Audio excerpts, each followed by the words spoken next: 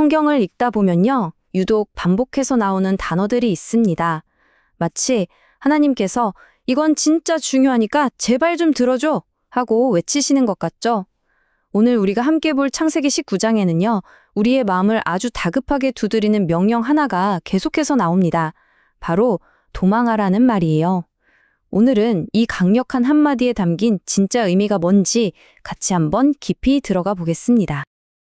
시작하기 전에요. 오늘 우리가 나누는 이야기는 장영훈 목사님의 설교 도망하여 생명을 보존하라를 바탕으로 구성되었다는 점을 먼저 말씀드립니다. 솔직히 도망이라는 단어, 어감이 썩 좋지는 않죠. 뭔가 비겁하고 책임을 피하는 것 같잖아요. 근데 오늘 성경에서 하나님이 말씀하시는 도망은요, 그런 차원의 이야기가 전혀 아닙니다. 이건 죄랑 타협하지 않겠다는 거룩한 분리를 뜻하고요. 죽음의 자리에서 생명의 자리로 옮겨가는 아주 적극적인 순종을 의미하는 거죠.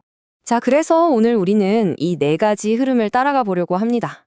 먼저 심판 전에 하나님이 얼마나 분명하게 경고하시는지 살펴볼 거고요. 그럼에도 우리가 머뭇거릴 때 어떻게 하나님의 자비가 우리를 이끄시는지, 그리고 구원받은 다음에는 어떻게 해야 하는지, 마지막으로 이 모든 이야기가 바로 나에게 어떻게 적용되는지 한번 짚어보겠습니다. 네, 그럼 첫 번째 주제입니다. 하나님은요, 심판하시기 전에 반드시 피할 길을 알려주십니다. 아주 분명한 경고와 함께요. 소돔에 도착한 천사들이 롯에게 전하는 메시지를 보세요. 굉장히 직접적이고 또 긴급합니다. 이건 뭐 더 이상 토론하거나 협상할 시간이 없다는 거예요. 심판은 이미 결정됐고 시간도 얼마 없으니까 너한테 속한 사람들 전부 데리고 당장 이 성 밖으로 나다라는 거죠. 이때 룻이 해야 할 일은 딱 하나였습니다. 뭐 사람들을 설득하거나 상황을 분석하는 게 아니었어요. 그냥 가족들 손붙잡고 그 즉시 도망치는 것. 그게 전부였습니다. 근데 이 다급한 경고에 대한 반응이 정말 비극적입니다. 롯의 사위들은 이 모든 걸 농담으로 여겨버려요. 아마 에이 장인어른 오늘 날씨만 봐도 이렇게 좋은데 무슨 유황불입니까 하면서 웃어 넘겼을 거예요. 바로 이게 불신앙의 본질입니다. 말씀을 아예 못 들은 게 아니라 듣긴 들었는데 현실로 받아들이질 않는 거죠. 이게 그냥 옛날 이야기 같으세요? 놀랍게도 아주 비슷한 일이 현대에도 있었습니다. 바로 1980년 미국 워싱턴주에서 일어난 세인트 헬렌스 화산 폭발 사건인데요. 이 사건은 분명한 경고를 무시하면 어떤 끔찍한 결과를 맞게 되는지 너무나도 생생하게 보여줍니다. 당시에 지질학자들이 폭발 징후를 발견하고 주민들한테 빨리 대피하라고 정말 강력하게 경고했거든요.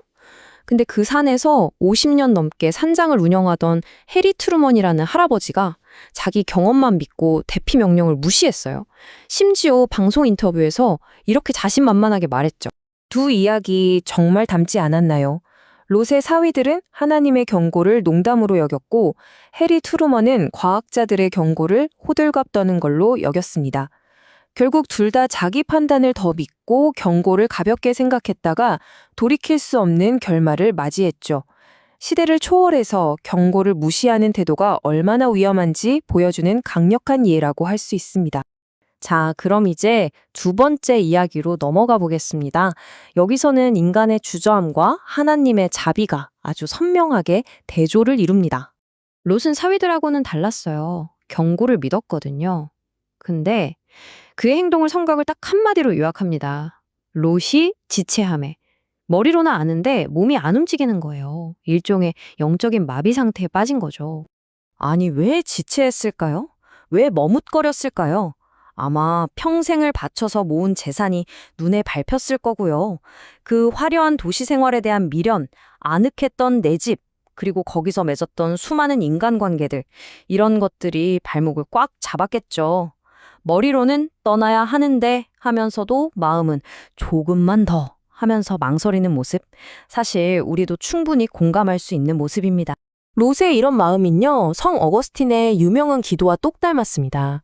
거룩하게 살고는 싶은데 죄가 주는 달콤함을 당장은 뜯어내기가 싫은 거예요. 그래서 주님, 저를 정결하게 해주세요. 근데 오늘은 말고요. 라고 기도했던 그 마음. 이게 바로 롯의 마음이었고 어쩌면 오늘을 살아가는 우리의 마음일지도 모르겠습니다.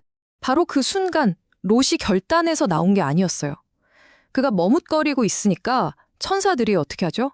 그의 손이랑 아내랑 두 딸의 손을 그냥 확 붙잡아서 강제로 성 밖으로 끌어내버립니다. 이건 뭐 거의 질질 끌고 가서 내던진 거나 마찬가지죠. 성경은 이 강제적인 구출을 뭐라고 해석할까요? 바로 하나님의 자비였다고 설명합니다. 롯이 자격이 있어서가 아니에요.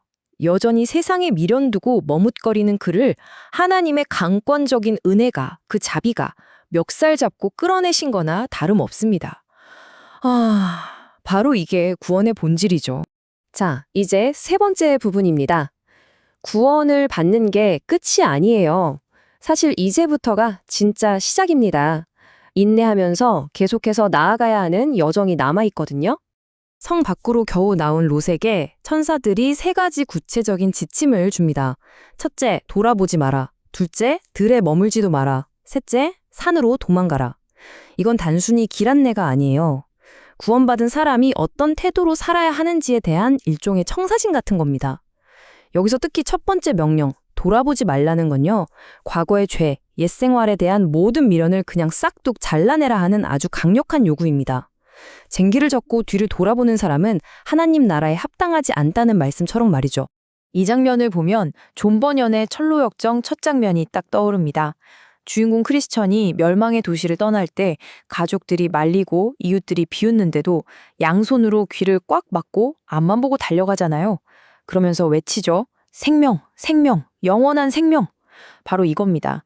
죄의 자리에서 도망하는 사람의 단호한 태도가 바로 이런 모습이라는 거죠.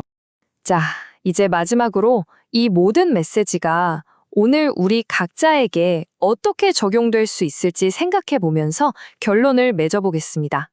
오늘 이야기의 핵심을 다시 한번 정리해 볼게요. 첫째, 하나님은 심판 전에 반드시 경고의 말씀을 주신다. 둘째, 우리는 세상에 대한 미련 때문에 주저하고 지체하지만 하나님의 자비로운 손길이 우리를 이끌어내신다.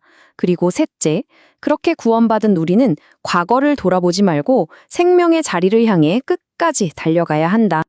이제 이 질문을 스스로에게 던져볼 시간입니다. 하나님께서 지금 당신의 삶을 보시면서 거기서 도망쳐라, 그 습관을 끊어라, 그 관계를 정리해라 라고 말씀하시면 당신의 소돔은 어디입니까? 혹시 사위들처럼 에이 설마 하면서 농담으로 여기고 있지는 않으세요?